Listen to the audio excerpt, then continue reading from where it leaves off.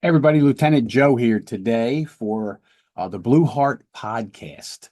Now, tell your friends about us, please. Tell the other officers that you know out there. We have a lot of good information here. We're going to have some really interesting interviews. There's lots and lots of episodes, a lot of learning that can help you, no matter your position. We're going to be doing some supervision stuff down the road.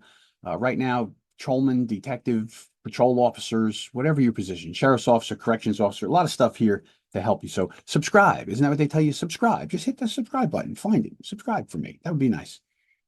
All right. So today I'm going to take something out of a class that I just did. We do an interview class. I talk about my book all the time, the interview. It's very helpful. Think about this. What is most of our job as law enforcement? Now, we know we drive cop cars around, we chase people, we arrest people, we carry guns, we do all that. Is that really what makes us successful in law enforcement? Is that what gets the job done? It's not. At its essence, police work is a person-to-person business. It's a very intimate relationship with other people. And I don't mean sexually. I mean, we're intimate. We're in their lives. We're in their houses. We're with them when they're at their worst. We're with them when they're having trouble. We're with them. We're locking them up. We do search warrants, right? So we're in people's lives all the time. And the best thing you can be as a police officer, law enforcement officer, corrections, it doesn't matter. We deal with information. Information is the most important thing to us. Everything else is just a way to facilitate getting information, right? You do a search warrant so you can see what's in there to find out what's going on, right? We arrest people, then we interview them, we talk to them, right, to find out the story. So information is the most important thing. And how do you get that? You get that by understanding how to talk to people. So that's why I wrote the book. That's why I do the class. So this is just going to be a quick, short lesson, but I'm going to kind of cut to the punch here a little bit. I'm going to try and share my screen and give you, 4 tips that will help you elicit information to help you get to confessions and admissions. Let me see if I can find it here. Where is it? Here we go. Okay. So as you can see, this I've wrote on here is the big 4. Now, from my book, The Interview, I try to break down to what I think are some really important points for you, whether you're doing a street interview with a suspicious person, you're on a call, uh, whether you're in a custodial interview in headquarters, doesn't matter what it is. There are things that we need to do to get people to talk to us. Right? First, we have to understand, why would people talk to us? Why would they tell you they did something? Right? There's a lot of psychological things that go in to an interview that helps people, even hardened criminals that did time in jail, will talk to you if the inducements are correct, right? And I don't mean threats. We never threaten anybody. We talk to people, right? So I broke this down into what I call in my book the big 4. If you understand these 4 things, right? If you understand these 4 things, it will help you to talk to people, to build a short-term relationship where they're willing to talk to you, where they see you as having value to tell you what happened, right? So I go into it in the book and how to, what are we going to, we're talking about? Are we saying, I'm here to help you? And we're talking to people who have committed crime. But it's amazing. They talk to cops, don't they? In my whole career, they talked to me. They confessed. They told me they did it because I used these kind of techniques and psychological understandings of how people are interacting. So I'm telling you, get the book. It's really going to help you. But here's the big 4. The big 4. So it says diminish. You see the first one, diminish. What are we diminishing? What are we doing? Well, we got to understand that words mean things. When we talk and we speak, how other people speak, the words we use, when we use them, why we use them, are all very important to our interaction with each other. So the key to getting someone to talk to you, and the reason that they would or they wouldn't, is the concept of jeopardy, right? If somebody has jeopardy, some kind of a problem looming, that's going to motivate them to speak or not speak. That's going to change their physiological reactions, their body language, everything.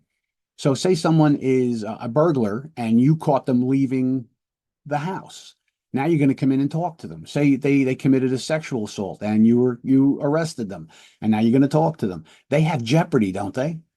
They have jeopardy. Their jeopardy is they committed a crime and they don't want to be held accountable for it. They don't want to be punished.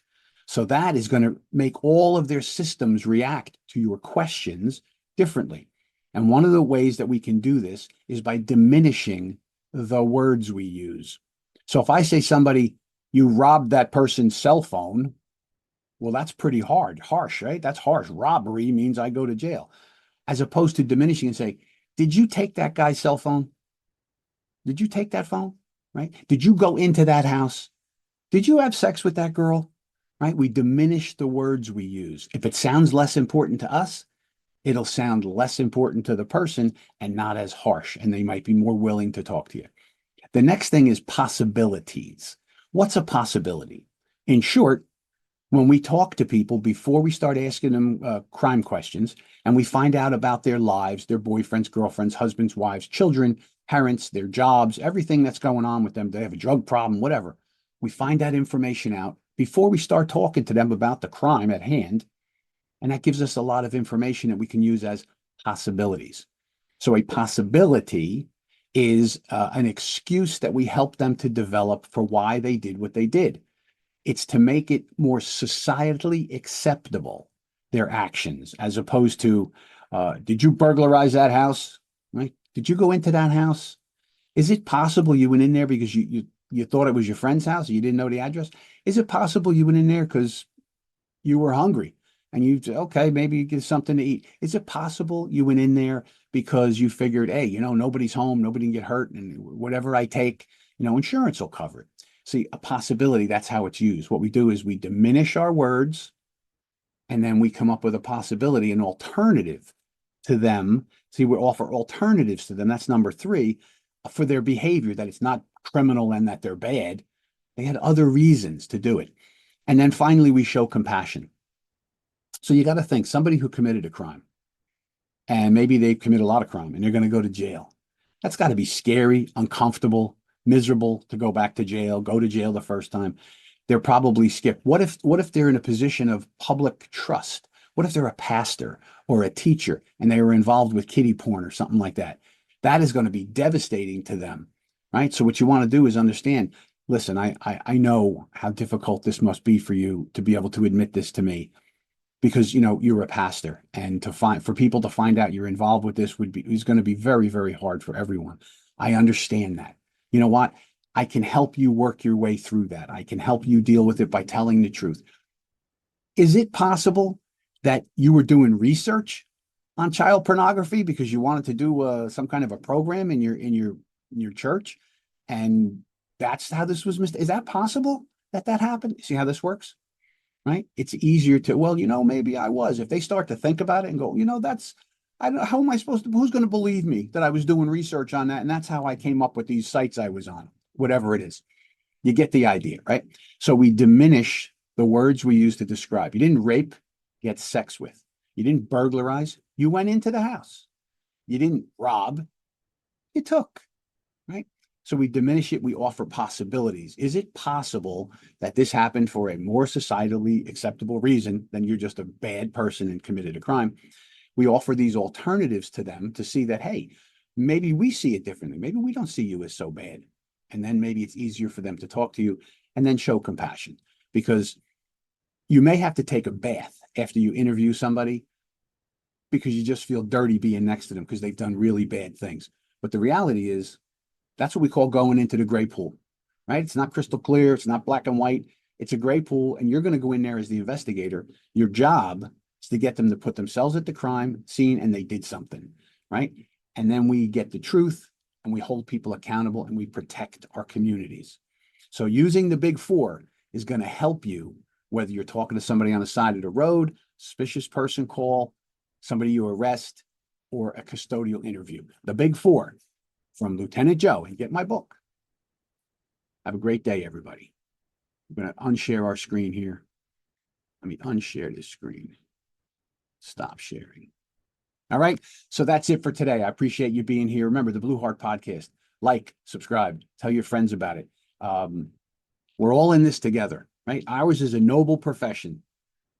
Right? We want to do a good job and protect our community. So be a part of the solution, not a part of the problem. We'll see you down the road.